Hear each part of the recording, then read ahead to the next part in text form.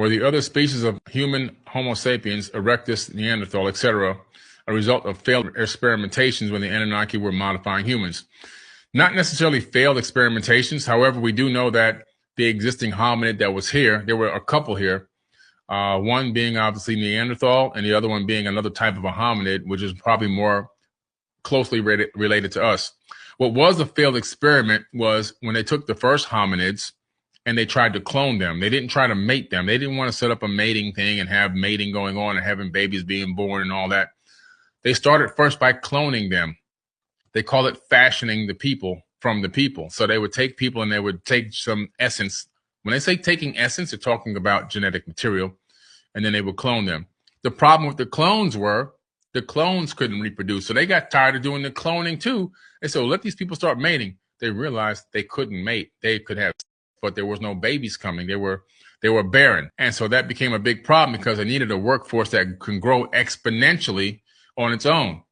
And so that's when they decided to put the egg, take the egg out of one of the existing hominids and put it in their own womb. That's what happened. And then one of the Anunnaki women took it to term for 10 months and gave birth to the Adamu, Adamu, which then means first man. And then they said, okay, now we got it. And once they got Adam grown and tried to mate him with these clones, that didn't work either. So then they said, okay, we got to make another one. So they made another one, called it Eve. And they made it Adam and Eve together and boom, had a baby. So then they made more Adams and more Eves through genetic tinkering and in vitro fertilization. Not through having Adam and Eve create 8 billion people. Adam and Eve did not have and create the whole planet worth of people. There were already millions of people here, or hundreds of thousands at least, when Adam and Eve arrived.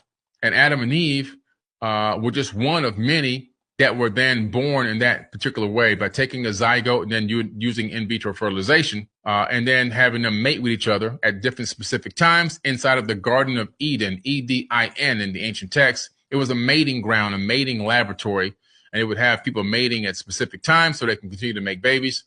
And it was a wealth of genes in that pool. In other words, it wasn't two people creating a baby and that baby would grow up and with its own sister or its own mother to create another baby.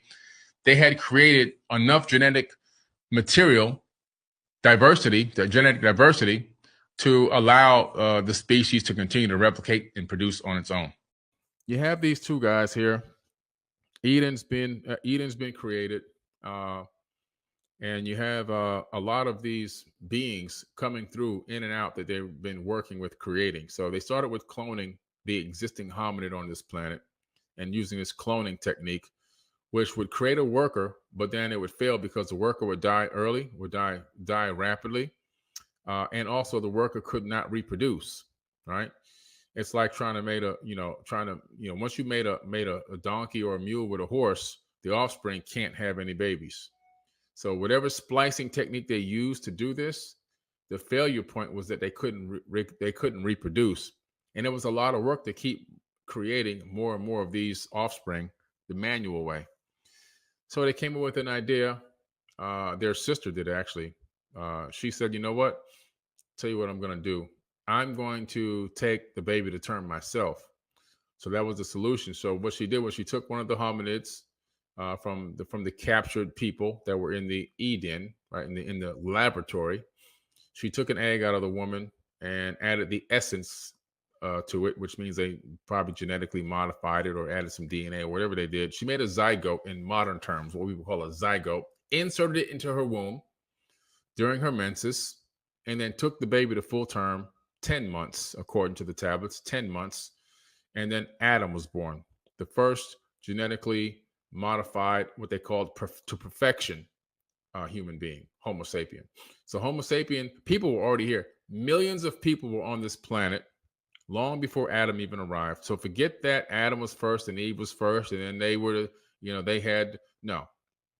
There were people here already, and I covered that in the previous video, but to add credence to that, after Cain killed Abel, he told God that, which was really Enlil, that, the people out there are going to kill me. What people are out there? And he told them, no, they won't kill you. I'll put a mark on you so they know you're my boy. And by the way, when you get out there, you'll find your wife.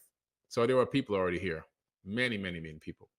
Adam was just one of the very first genetically modified to what they considered perfection, because He can listen, he can obey, he can take command, he can handle the workload, and as well as he can reproduce. That was important to them. Okay. And so where we have the Garden of Eden situation is where Enlil comes back after some time.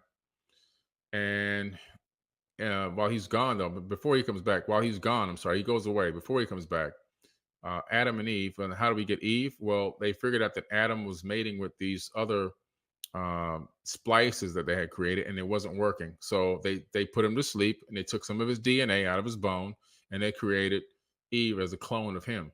And then they made it the two together, and she was able to get pregnant. However, they were in the Garden of Eden, which is an outdoor laboratory setting. They had timed mating sessions. It was like you were cattle. It was timed. It was, okay, now it's time for you to go mate. Okay, go back into your area. Things like that. And they started mating him and other people they had created like bucks, right? It's just like from the slavery times. Well, anyway, Adam and Eve are in the garden, and they're talking to the serpent. Now, you have to remember, in ancient times, the serpent represented wisdom, understanding, knowledge. It had nothing to do with evil. Anywhere you see a serpent depicted in ancient texts, tablets, cylinder scrolls, papyruses, it's about wisdom and understanding. You see the two entwined snakes make the caduceus. That's for the medical industry, right? You still see hospitals today. It had to do with knowledge and wisdom, understanding. And so the snake that came into the garden was actually Enlil's brother, Enki. He felt bad for the humans, and he wanted to talk to Adam and Eve and let them know that they were nothing less than them, that they had the same consciousness, they had the same possibility of ascending to higher levels of consciousness and understanding, that they weren't animals, and that they themselves who ruled over them weren't even gods, that they themselves weren't even gods. Okay, pretty interesting. And what that did was that caused a firestorm in their brain. They were like, wait a minute, we are like you, we're not animals, we are conscious sentient beings that have the capability to think, feel, and create our own decisions and have free will just like you guys do. Yeah. Oh man, that's when the awakening happened. And that's when they started looking for clothes and everything else. That was the serpent. The serpent had nothing to do with a snake crawling on his belly and all this other crazy foolishness. When Enlil comes back, he obviously doesn't know this happened, which is interesting, because I'm about to read some Bible quotes in a minute.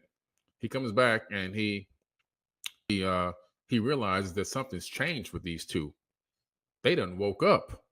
Like, they really woke up. They got on clothes. They understand that they're who they are now.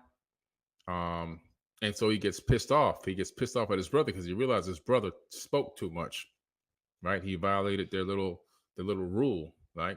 Don't engage with them and give them the wisdom and knowledge of who they really are. Just masquerade as a god so we can keep them under control. So what he does is he kicks Adam and Eve out of the garden. The reason why he kicks them out is because if he leaves them in the laboratory, their consciousness is going to infect the other people that they have in there that are prisoners for mating purposes and experimental purposes. They're going to affect they're going to destroy the whole experiment. We got to get them out of here. These people they're dangerous to the experiment. We're trying to make a doggone working army of slaves here. And this guy's he's going to send a conscious virus to every single one of these people, letting them know who they really are. And they're not going to want to work for us anymore. Plus they outnumber us. So when they figure out that they have the power in them to do whatever they want, we're done. So that's why he kicked him out of the garden, right? And after he kicks him out, Adam tries to commit suicide a couple times right there in the river. It's all in the Apocrypha text. And so this is pretty incredible stuff that I'm telling you. By Compendium of the Emerald Tablets by Billy Carson.